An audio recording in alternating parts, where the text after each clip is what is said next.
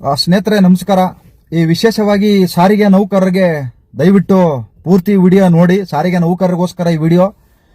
ಏನೋ ಸ್ಟ್ರೈಕ್ ಇದೆಯಂತೆ, ಬಂದ್ ಇದೆಯಂತೆ, ಹೋರಾಟ ಮಾಡ್ತಾ ಇದಾರಂತೆ. ಕೆಲವು ಕಡೆ ಎಲ್ಲ ಕರಪತ್ರಗಳನ್ನು ಹಂಚುತ್ತಾ ಇದ್ದಾರೆ, ಬಿಟ್ಟಿ ಪತ್ರಗಳನ್ನು ಹಂಚುತ್ತಾ ಇದ್ದಾರೆ. ದಯವಿಟ್ಟು ನೌಕರರು ಯೋಚನೆ ಮಾಡಿ ಈ ಹೋರಾಟಕ್ಕೆ ಇಳಿರಿ. ಯಾಕಂದ್ರೆ ಇಲ್ಲಿ ನಾಯಕರು ನಿಮ್ ಜೊತೆಗೆ ಬರಲ್ಲ. ಬಂದ್ರೂ ಕೂಡ ಅದು ಈಗ ಪ್ರಾಬ್ಲಮ್ ಸಾಲ್ವ್ ಆಗೋ ಮೂಮೆಂಟ್ ಅಲ್ಲಿ ಇಲ್ಲ. ಇದು ನಾನು ತಿಳ್ಕೊಂಡಿರೋ ಮಟ್ಟಿಗೆ ನನ್ನ ಅನಿಸಿಕೆ ನಿಮ್ಗೆ ಹೇಳ್ತಾ ಇದ್ದೀನಿ. ನೀವು ಹೋರಾಟ ಮಾಡೋದು ಬೇಡ ಅಂತ ಹೇಳ್ತಾ ಇಲ್ಲ, ಮಾಡಿ. ಆದರೆ ಪ್ರತಿಯೊಬ್ಬರು ಇಡೀ 30 ಜಿಲ್ಲೆ ಇರ್ತಕ್ಕಂಥ ಡಿಪೋಗಳ ನೌಕರರು, ಏನು ಸಾರಿಗೆ ನೌಕರರು ಇದ್ರಲ್ಲ, ಉತ್ತರ ಕರ್ನಾಟಕದಲ್ಲಿ ಮತ್ತೆ ಈ ಕಡೆ ಬೆಂಗಳೂರು, ದಕ್ಷಿಣ ಕರ್ನಾಟಕ, ವಾಯುವ್ಯ ಕರ್ನಾಟಕ, ಈಶಾನ್ಯ ಕರ್ನಾಟಕ, ಕಲ್ಯಾಣ ಕರ್ನಾಟಕ, ಎಲ್ಲಾ ನೌಕರರು ಒಗ್ಗಟ್ಟಾಗಿ ಒಬ್ಬ ನಾಯಕನನ್ನ ಮುಂದೆ ಬಿಟ್ಕೊಂಡು ಹೋರಾಟ ಮಾಡಂಗಿದ್ರು ಮಾತ್ರ ಮಾಡಕ್ ಹೋಗಿ.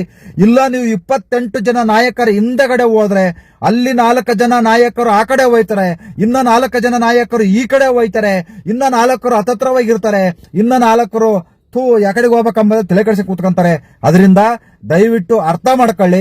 ಒಂದು ನಿರ್ಧಾರ, ಇಡೀ ಕರ್ನಾಟಕದ ತುಂಬಾ ಒಂದು ನಿರ್ಧಾರ ತಗೊಂಡು ನೀವು ಹೋರಾಟ ಮಾಡಿದ್ರೆ ಮಾತ್ರ ನಿಮಗೆ ಒಳ್ಳೇದಾಗುತ್ತೆ.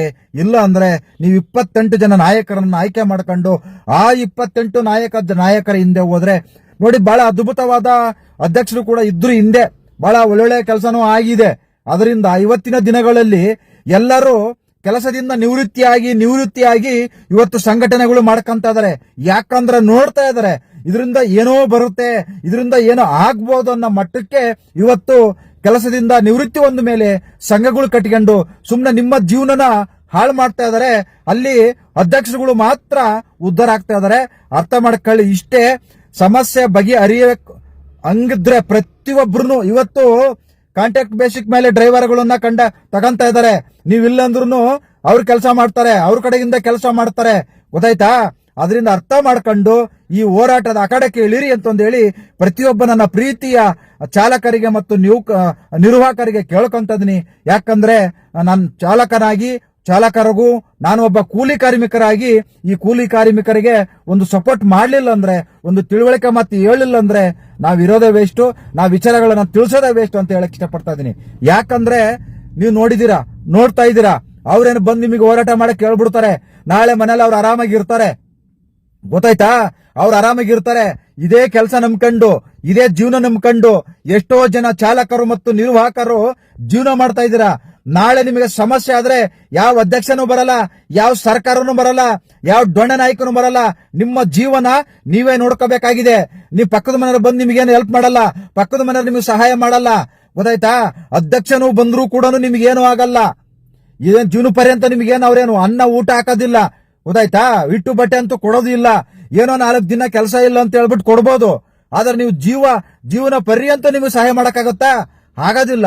ಯೋಚನೆ ಮಾಡಿ ಹೋರಾಟ ಮಾಡಿ. ಯಾಕಂದ್ರೆ ಇಷ್ಟು ಹೋರಾಟಗಳನ್ನ ನೋಡ್ಕೊಂಡ್ ಬಂದಿದೀವಲ್ಲ, ಎಲ್ಲ ಡಮ್ಮಿ ಆಗಿದಾವೆ.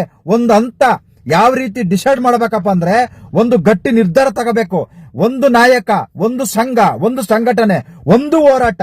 ಅದು ಬಿಟ್ಬಿಟ್ಟು 28 ಸಂಘ, 28 ನಾಯಕರು, 28 ಹೋರಾಟಗಳು ಮಾಡಿದ್ರೆ ಎಲ್ಲ ಹರಿದು ಊರ್ ಬಾಗ್ಲಾಗ್ತವೆ. ಅದರಿಂದ ಅದು ಒಂದಾಗೋದಿಲ್ಲ, ಒಗ್ಗಟ್ಟಾಗೋದಿಲ್ಲ. ಒಗ್ಗಟ್ಟಿಂದ ಮಾಡಿದ್ರು ಮಾತ್ರ ನಿಮ್ಮ ಸಮಸ್ಯೆಗಳು ಬಗೆಹರಿಯಕ್ಕ ಒಂದು ಉದಾಹರಣೆ ಆಗುತ್ತೆ, ಒಂದು ಉಪಯೋಗ ಆಗುತ್ತೆ, ಒಂದು ನಿರ್ಧಾರ ಮಾಡಕ್ಕಾಗುತ್ತೆ. ಅದರಿಂದ ದಯವಿಟ್ಟು ಸರ್ಕಾರ ಇದ್ರ ಬಗ್ಗೆ ತಲೆ ಕೆಡಿಸ್ಕೊಳ್ಳೋದಿಲ್ಲ. ಅವರು ತಲೆ ಕೆಡಿಸ್ಕೊಳ್ಳೋದು ಅವಶ್ಯಕತೆ ಬೇಕಾಗಿಲ್ಲ ಅವರಿಗೆ. ಯಾಕಂದ್ರೆ ಈ ಗ್ಯಾರಂಟಿಗಳಿಂದ ಅವರಿಗೆ ತಲೆ ಕೆಟ್ಟೋಗಿದೆ. ದುಡ್ಡಿಲ್ಲ. 4,000 ಕೋಟಿ ಇವತ್ತು ಸಾರಿಗೆ ಇಲಾಖೆಗೆ ಕೊಡಬೇಕಾಗಿದೆ. ಯಾರು ಕೇಳ್ತಾ ಇದ್ದೀರಾ ನೀವು? ಯಾರು ಕೇಳ್ತಾ ಇದಾರೆ? ಯಾವ ಅಧ್ಯಕ್ಷ ಕೇಳ್ತಾ ಇದಾರೆ? ತೋರಿಸಿ ನೋಡೋಣ. ಕೇಳಕ್ಕಾಗುತ್ತಾ? 3,000 ಕೋಟಿ PF ದುಡ್ಡು ಕಟ್ಟಿಲ್ಲ. ಯಾರಾದ್ರೂ ಮುಂದೆ ಕಟ್ರಿ ಅಂತ ಹೇಳ್ತಾ ಇದ್ದಾರಾ? ಇದೆಲ್ಲ ಬೇಕಾದಷ್ಟು ವಿಚಾರಗಳಿದಾವೆ. ಅದರಿಂದ 18-28 ನಾಯಕರನ್ನ ಬಿಟ್ಟು ಒಬ್ಬ ನಾಯಕ, ಒಂದು ಸಂಘ, ಒಂದು ಸಂಘಟನೆ, ಒಂದು ಹೋರಾಟ ಮಾಡಿದ್ರು ಮಾತ್ರ ನಿಮ್ಮ ಸಮಸ್ಯೆಗಳು ಬಗೆಹರಿಯುತ್ತೆ. ಇಲ್ಲ ಅಂದ್ರೆ ಈ ತರ 108 ಅಧ್ಯಕ್ಷರು ಮಾಡ್ಕೊಂಡು, 108 ಸಂಘಟನೆಗಳನ್ನು ಮಾಡ್ಕೊಂಡು, 108 ಹೋರಾಟಗಳನ್ನು ಮಾಡ್ಕೊಂಡ್ರೆ ಯಾವುದೇ ಕಾರಣಕ್ಕೂ ಆಗಲ್ಲ.